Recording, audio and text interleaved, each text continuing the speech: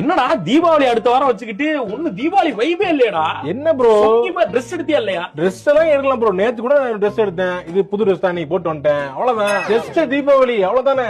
Just தீபாவளியா? ஆமா. ஆமா, நீ எந்த வருஷம் பிறந்த? 2005. அத சொல்லு. ஆனா உன்னைய பார்த்தா 2005 மாதிரி தெரியலையேடா. 5 தான். 2005னா அப்ப 20 வயசு தான் ஆகுதா? உங்களுக்கு எப்படா தெரியும்?